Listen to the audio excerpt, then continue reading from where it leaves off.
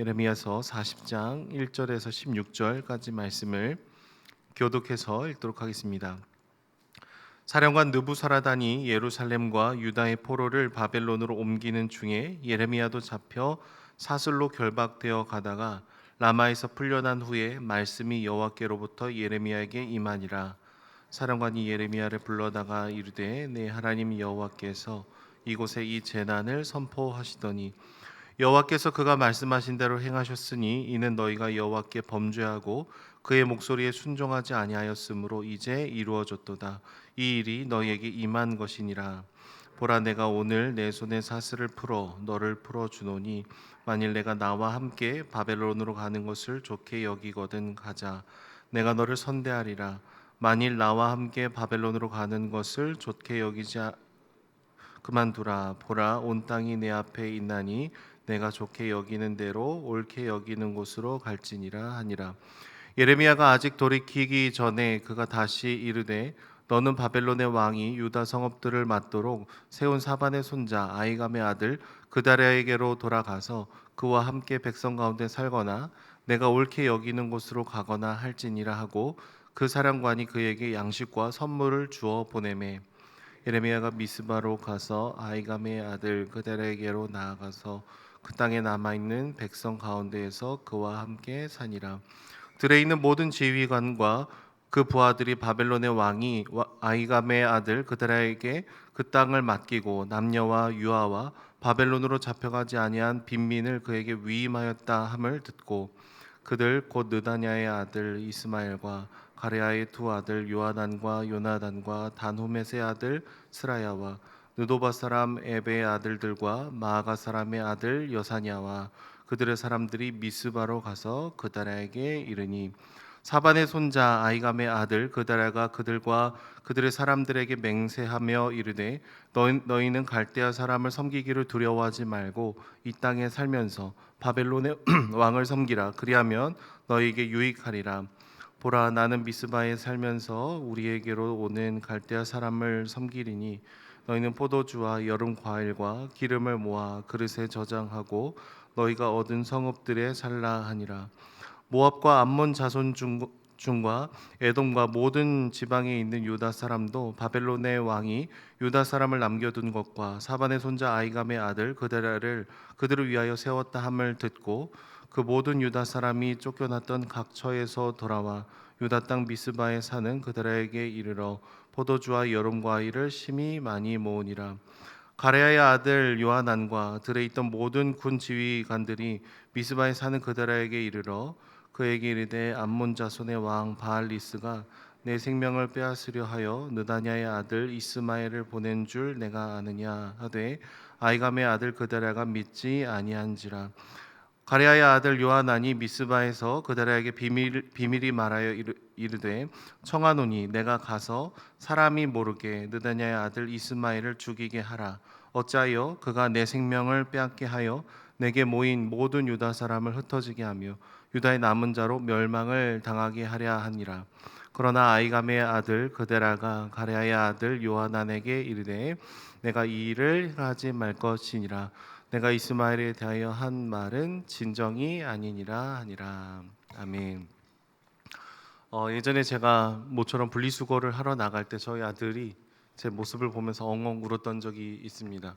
아빠 집을 또 나가지 말라고 하면서 저희 아들이 막 울었어요. 그러니까 때는 월요일이었고 추리닝 바람에 양손에 분리수거할 거를 이렇게 들고 나가는 모습이었기 때문에 누가 봐도 한 5분 10분이면 다시 돌아올 행색이었습니다. 그런데 저희 아들이 아직 어려서 분리수거라는 것의 개념조차를 모르기 때문에 막 울고 있었던 것이죠. 그러니까 저희 아들이 어렸을 때는 어떤 저의 행동을 이해할 수 있는 이해와 또 이해의 한계가 있었기 때문입니다. 슬퍼하지 않아도 되는 일을 저희 아들 나름대로 판단하고 슬퍼하고 힘들어하고 있었던 것이죠. 요즘은 제가 분리수거를 하러 나가면 저희 아들은 어떻게 할까요? 전혀 울지 않습니다. 그냥 가나 보다. 아니면 아빠 제가 도와줄까요? 그러면서 같이 왔다 가는 것이죠. 그만큼 자라고 성장하면서 이해 폭이 넓어지게 됩니다. 여러분, 사람은 시간과 공간 그리고 우리가 살아온 인생의 경험이라는 것에 갇힐 때가 참 많습니다. 우리는 늘 나름대로 최선을 선택해 나갈 때가 참 많지만 우리 인생을 뒤로 돌아보면 후회가 가득할 때가 훨씬 더 많다라는 것을 보게 되죠. 그런데 하나님께서 우리 인생에 경험을 시켜주는 많은 삶의 흔적들을 보면은요, 어떨 때는 이 세상을 살아가는 데 필요한 지혜로움을 얻게 되기도 하지만 어떨 때는 우리가 하나님이라는 절대자를 이해하는 데 있어서 나의 경험이 하나님을 이해하는 데 있어서 어떤 한계처럼 작용을 할 때가 있습니다. 예전에는 이렇게 했더니 이렇게 되더라. 하나님은 그런 분이신 것 같다라는 이 결론들이 모이면서 성경에서 말하는 하나님의 모습보다 내가 경험한 하나님이 뭔가 더 폭이 좁을 수도 있다라는 것이죠. 왠지 하나님의 뜻은 이래야 될 것 같고 우리의 바람과 같아야 될 것 같은 그런 착각에 빠지게 될 수 있더라라는 거예요. 그런데 우리가 시간의 한계를 지나서요, 시간을 뒤로 돌아볼 때 예전에 왜 이런 고통이 다가왔는지, 왜 이런 힘듦을 주어졌는지, 그리고 힘들고 어려운 이 경험들을 하나님께서 어떻게 선하게 이어가시는지를 저희가 보게 되는 것이죠. 나에게 너무나 커다란 아픔이 있었는데 그것이 나중에 보면 또 다른 사람의 아픔을 헤아릴 수 있는 통로가 되는 것들도 종종 보게 됩니다. 그래서 여러분, 우리는 하나님의 큰 그림을 사실 잘 모르기 때문에 너무나 쉽게 우리 인생을 실패로 낙인을 찍고 때로는 하나님을 쉽게 원망하고 하나님을 온전히 의지하지 못하면서 그 길을 걸어갈 때도 많이 있습니다. 오늘 말씀 본문에 이스라엘 백성들의 모습들을 보면은요, 하나님을 끊임없이 거절하고 거부하고 우상을 숭배해 왔기 때문에 이제는 하나님으로부터 심판을 받아야 되는 시간에 이르게 됩니다. 그래서 예레미야를 통해서 하나님께서는 이제는 너희가 벌을 달게 받고 내가 회복을 해내는 그때까지는 포로로서 살아가야 되는 시간을 보내야 된다라는 얘기를 해주고 있으십니다. 유다 백성들을 향한 하나님의 뜻은요, 이제 바벨론에 항복하고 포로로서의 정체성을 가지고 살아가야 되는 것임에도 불구하고 여러분, 그들의 경험상 그런 하나님은 있을 수 없다라고 생각을 하죠. 예레미야를 통해서 선포된 주님의 말씀을 거절하고 거부합니다. 그리고 바벨론에게 항복하는 것은 그저 이 반민족적인 행위라고만 생각을 하고 있습니다. 하나님의 그 명령이 우리의 이해를 넘어서는 것은 분명합니다. 우리의 공식을 깨트리는 것이 분명합니다. 그러니까 예레미야를 통해서 하나님께서 아무리 얘기를 해주셔도 이 유다 백성들이 그 말을 제대로 듣지 않더라라는 거예요. 왜냐하면 구약 성경에 하나님을 보면은요, 기도하고 나아가면은 이방 민족들을 물리쳐 주시고 힘듦을 치워 주시고 그런 갈등을 해결해 주는 그 방식을 통해서 하나님의 선하심을 나타냈던 모습들을 우리가 많이 보기 때문이죠. 유다 백성들은 그것에 굉장히 익숙한 모습을 갖고 있습니다. 하지만 오늘 말씀 본문을 보면은요, 예루살렘은 이미 바벨론에 의해서 함락이 되었습니다. 그리고 예레미야와 다른 백성들은 바벨론에 의해서 지금 포로로 끌려가고 있는 그런 장면입니다. 오늘 본문을 보면 다행인 것은 느부사라단이라는 사령관이 오늘 예레미야를 중간에 풀어주는 내용이 나옵니다. 그리고 이방인 치고는 굉장히 탁월한 얘기를 하는데 2절과 3절에 이렇게 얘기합니다. 사령관이 예레미야를 불러다가 이르되 내 하나님 여호와께서 이곳에 재난을 선포하시더니 여호와께서 그가 말씀하신 대로 행하셨으니 이는 너희가 여호와께 범죄하고 그의 목소리에 순종하지 아니하였으므로 이제 이루어졌도다. 이 일이 너에게 임한 것이다 라고 얘기합니다. 여러분, 이방인 사령관이 하는 얘기가 이 진단이에요. 지금 너희가 이렇게 멸망하게 된 이유는 하나님의 말씀을 제대로 듣지 않아서 그런 거다.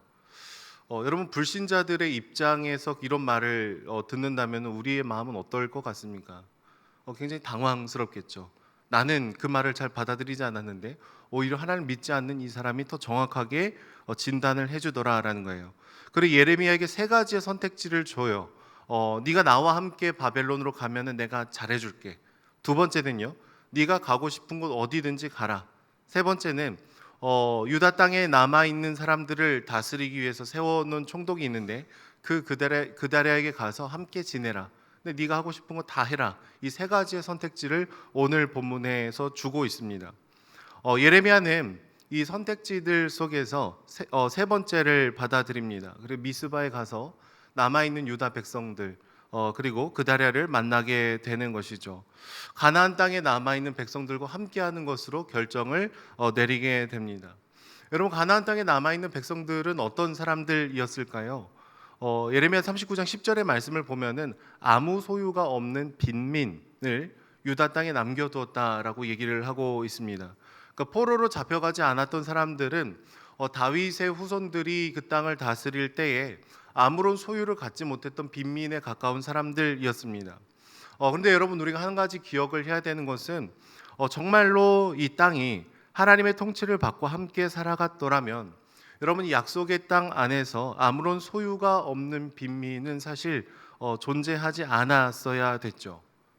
그러니까 하나님은 땅을 12지파에게 나누어 주셨고 혹시 가난해서 땅을 팔더라도 희년이 오면 노예를 자유케 하고 그 땅을 원래 주인에게 돌려주라고 얘기를 하셨기 때문입니다. 그리고 수도 없이 구약의 말씀을 보시면은 가난한 자와 과부를 도와야 되는 것에 대해서 분명한 강조를 하고 있습니다. 그런데 다윗의 후손들이 그 땅을 다스릴 때에 하나님의 말씀을 기준으로 통치하고 다스리고 섬기고 약하고 힘들고 어려운 자들을 도왔던 것이 아니라 자기 자신들의 이익을 따라서 걸어갔기 때문에 희년이라는 것은 실행이 되기 어려웠고 땅도 신분도 자유를 얻지 못하는 일들이 굉장히 많았던 것입니다.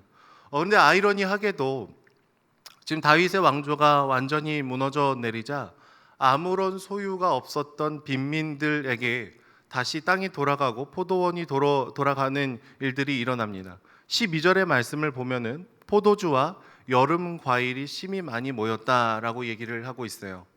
그러니까 나라가 완전히 망하는 것 같은 순간이지만 질서가 없고 하나님을 경외하는 마음이 없었던 이 나라가 무너지면서 오히려 가장 사각지대에 있던 사람들이 지금 보호를 받는 아이러니한 일들이 일어나고 있다라는 것이죠. 우상을 숭배하고 나를 위해서 끊임없이 경쟁하고 달려가던 그런 질서들이 무너지고 하나님께서 다스리는 그 일들이 일어나니까요, 망하는 것 같지만 회복이 되는 부분들도 분명히 있었더라라는 것입니다. 나라의 중심은 어디로 이동하게 될까요? 예루살렘에서 미스바로 이동을 하게 됩니다. 여러분, 미스바라는 도시는 왕정이 생기기 전에 하나님만 신뢰하고 의지했던 이 사무엘 시대의 중심지였습니다. 그러니까 다시금 미스바가 남아있는 자들의 중심지로 이동을 했다라는 것은요, 결국 사람의 욕심으로 하나님을 굳이 의지하지 않고도 나를 지켜줄 왕을 요구하기 전에 하나님을 의지하는 그 방식으로 돌아갈 수밖에 없다라는 것을 얘기하고 있는 것이죠. 오늘 말씀 본문에 나오는 그다랴라는 총독은요, 이스라엘 백성들을 향한 하나님의 그 뜻을 굉장히 분명하게 알고 있었습니다. 그래서 남아있는 사람들에게 지금은 우리가 엎드려야 되는 시간이다, 회개해야 되는 시간이다, 돌이켜야 되는 시간이다, 그리고 우리가 자행했던 우상과 죄에 대해서 직면해야 되는 시간이다라는 것을 얘기했습니다. 그래서 바벨론을 두려워하지 말고 갈대아 사람을 섬기는 것이 슬프지만 그러나 분명한 오늘의 우리의 부르심이다라는 것을 얘기해주고 있는 것이죠. 이런 그다랴를 죽이기 위해서 암몬 왕 바알리스와 이스마엘은 모의를 하게 됩니다.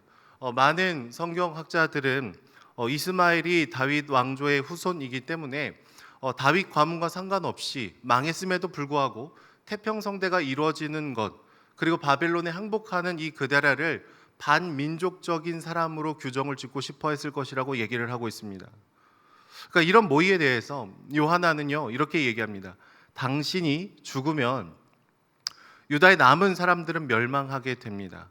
그러니까 제가 가서 이 이스마엘을 은밀히 죽이는 것을 허락해 주십시오라고 그다랴를 찾아가서 얘기를 하죠. 여러분, 요하난의 이 말을 보면은요, 꽤나 정의로워 보이고 남아있는 백성들을 지키기 위한 행동을 하려는 사람처럼 보입니다. 하지만 요하난은 지금 이 가나안 땅에 남아있는 이스라엘 백성들, 유다 백성들의 생사 여부가 누구에게 달려 있다라고 전제를 하고 있는 것일까요? 그다랴에게 있다라고 전제하고 있는 것이죠. 포로로서 남아있고 굉장히 가난하고 힘든 사람들을 여전히 이 땅에서 남겨두셨는데, 이들을 지키시고 보호하시고 인도하시는 분이 주님이 아니라 지금 총독으로 세워 있는 당신이 이들의 생사 여부를 결정하는 사람이니, 당신을 지키기 위해서 제가 누군가를 죽이겠습니다라고 얘기를 하고 있다라는 것입니다. 겉으로는 굉장히 충직해 보이는 말입니다. 근데 하나님 입장에서 서서 보면은요, 굉장히 불손한 고백이죠. 결국 포로로 끌려간 사람들이 있고 남아있는 사람들이 있는데, 그들 모두를 지켜주는 유일한 분이 주님이 아니라 세워져 있는 또 다른 사람들이 그것을 결정지을 것이라는 불신앙의 고백이라고 볼 수 있는 것입니다. 결국 그들이 기억을 해야 되는 것은요, 정말 힘들고 어려울수록 우리가 의지해야 되는 한 분을 바라보는 것입니다. 또 다른 어떤 한 개인을 만들어서 저 사람이 우리를 지켜주겠지, 저 사람을 지키기 위해서 누군가를 죽여야겠다, 이런 마음이 아니라 하나님께서 우리를 지키고 계시구나라는 그 고백을 드려야 된다라는 얘기를 하는 것이죠. 결국 나중에 보시면은요, 요하나는 그다랴가 죽고 난 이후에 애굽으로 도망가지 말아라라는 말을 했던 예레미야의 말에 순종하지 않는 모습을 보이게 됩니다. 그러니까 이 요하나이라는 사람은 하나님의 음성, 하나님의 주권을 신뢰하고 걸어가기보다는 자기 자신의 생각에 갇혀서 살아가던 사람들이다라는 거예요. 요하나의 이런 요청, 이스마엘을 몰래 내가 죽이고 와도 되냐라는 요청에 그다랴 총독은 어떻게 얘기를 할까요? 네가 이스마엘에 대하여 한 말은 진정이 아니니라라고 16절 맨 마지막 부분에 얘기합니다. 진정이 아니니라라는 이 말은요, 거짓말이다, 옳지 않은 말이다라는 것도 있지만 하나님에 대해서 신실하지 않은 말이다라는 뜻도 갖고 있습니다. 단지 요하나의 말을 믿지 않아서가 아니라, 그래서 그데라가 이스마엘을 죽이지 않은 것이 아니라 내가 죽지 않기 위해서 누군가를 죽이는 방식, 그리고 내가 죽으면 남아있는 이 백성들이 또다시 위험에 처할 거라는 그런 생각은 하나님을 신뢰하지 않는 말이다, 하나님에 대해서 신실하지 않은 말이다 라는 얘기를 하고 있다라는 것이죠. 실제로 그다랴라는 이 이름의 뜻은 하나님은 위대하시다라는 뜻을 갖고 있습니다. 그는 실제로 지금 남아있는 백성들, 빈민들을 섬기고 사랑하고 돌보는 역할을 하고 있지만, 그가 고백하는 것은 내가 이 사람들을 돌볼 수 있는 게 아니라 하나님이 돌보십니다. 하나님이 힘들고 어려운 중에서도 주님은 여전히 위대하십니다. 포로로 끌려가고 있는 그 중에서도 주님은 여전히 우리의 왕이십니다. 내 삶을 통치하십니다라는 그 고백을 드리고 있는 것이죠. 여러분, 예수님이 제자들도 굉장히 비슷한 모습을 보일 때가 있습니다. 예수님이 십자가에 달려서 죽으셔야 된다라는 얘기를 했을 때 제자들은 그것을 이해하지 못했거나 반대했거나 베드로는 예수님을 붙들고 항변했습니다. 그럴 수 없습니다. 그래서는 안 됩니다. 이 제자들의 모습은요, 예수님이 죽으시면 다 끝날 거다, 우리가 희생하고 헌신하는 것들이 다 수포로 돌아갈 거다, 자신의 이 이해 한계, 경험의 한계에 갇혀서 예수님의 놀라운 사역들을 제안하고 있었던 것이죠. 때로는 여러분, 오늘을 살아가는 우리도 오늘 본문에 나오는 사람들과 제자들의 모습과 비슷할 때가 있습니다. 우리의 경험에 갇힐 때가 참 많아요. 그리고 내가 생각하기 옳은 방법으로 걸어가기를 원할 때가 참 많이 있습니다. 그러나 우리가 고백해야 되는 것은 상황이 여전히 힘들고 관계가 여전히 깨어져 있고 내가 다 감당할 수 없는 이 황폐한 것 같은 순간에도 우리가 바라보고 기대하고 신뢰해야 되는 한 분은 주님이라는 거예요. 주님은 여전히 왕이십니다. 주님이 여전히 해결자이십니다. 주님께서 내 삶을 여전히 통치하시고 회복하시고 지키실 수 있는 유일한 분입니다. 내 방법을 행하지 않고, 내가 누군가를 끊임없이 의지하지 않고 내가 엎드려서 주님만을 의지하며 나아가겠습니다. 그 고백이 있을 때 우리에게 허락된 오늘의 부르심을 제대로 반응할 수 있다라는 것이죠. 저와 여러분의 삶에서도 비슷한 고백이 있었으면 좋겠습니다. 각자가 어떤 아픔, 어떤 힘듦, 어떤 두려움이 있는지 제가 잘 모르지만 모든 상황 가운데 함께 하시는 주님께서 여러분을 한 분 한 분의 삶에 찾아와 주셔서 하나님께서 황폐한 중에서도 회복을 일으키시고 힘들고 어려운 중에서도 여전히 우리를 지켜내신다라는 그것을 믿음의 눈으로 바라보는 저와 여러분들이 되시기를 축복합니다. 기도하겠습니다. 사랑의 주님, 바벨론의 포로로 끌려가는 그 순간에도 여전히 신실하게 눈동자처럼 우리를 지키시는 주님을 찬양합니다. 내 삶에 힘들고 괴롭고 해결되지 않는 문제들이 있지만 그러나 나의 눈물을 닦아주시며 내 옆에 다가오시며 나를 지켜내시는 주님의 손을 우리가 믿음의 눈으로 바라봅니다. 다른 누군가를 의지하지 않게 하여 주시고 헛된 소망을 품지 않게 하여 주시고 우리의 유일한 소망 되어 주시는 주님 한 분만을 의지하고 주님께로 나아가 엎드리는 저희들이 될 수 있도록 하나님 함께하여 주시옵소서. 이 새벽에 기도하고 나아갈 때 하나님의 깊은 임재를 경험하게 하여 주시고 주님 한 분만을 신뢰하는 이 시간이 될 수 있도록 축복하여 주시옵소서. 감사드리며 예수님의 이름으로 기도드립니다.